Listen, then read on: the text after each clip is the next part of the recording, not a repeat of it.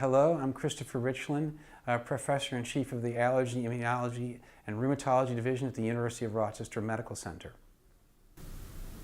And I'm Eric Ruderman. I'm a Professor of Medicine and Rheumatology at the Northwestern University Feinberg School of Medicine and the Practice Director for the Rheumatology Clinic.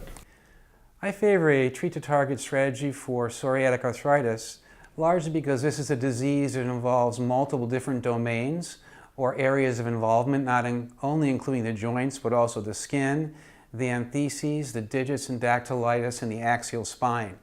This is a complex disease, and I think it's important for us to understand how our patients are doing. And in order to carry that out, we have to look at these various domains and achieve targets. Now, this is problematic because in the office, it's very challenging to assess all these different domains in a timely fashion, and we have major challenges ahead of us.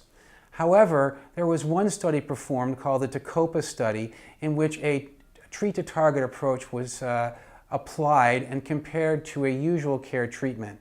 And in this study carried out in the United Kingdom, a 48-week trial of patients with psoriatic arthritis, early disease, and these patients were split into two groups. One group was treated with a treat-to-target strategy where they were evaluated every month by a rheumatologist, and then they were treated, and then they looked at minimal disease activity, which looks at 7 different domains, versus usual treatment from their community rheumatologist who saw them every 3 months.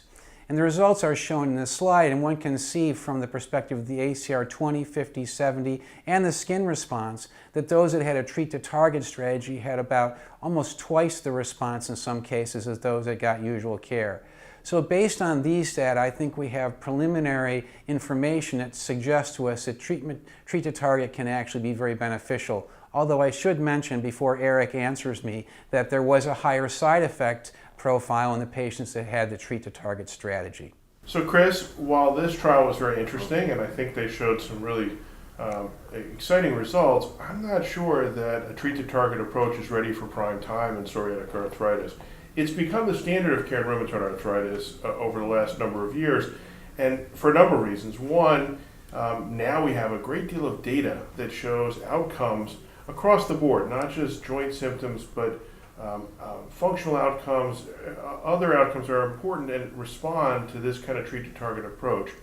I'm not sure we can necessarily translate that strictly to psoriatic arthritis. As you mentioned, this is a disease that affects a number of different areas. It's not a monocentric disease like rheumatoid arthritis, where we're really focused primarily on joint response. Here we've got joints, we've got dactylitis, we've got enthesitis, we've got skin disease, we've got nail disease. And I think the challenge becomes picking the target. And in this study, the target was largely driven by minimal disease activity, which is largely driven by joints. And in fact, the primary outcome of the study was joints and the joint outcome.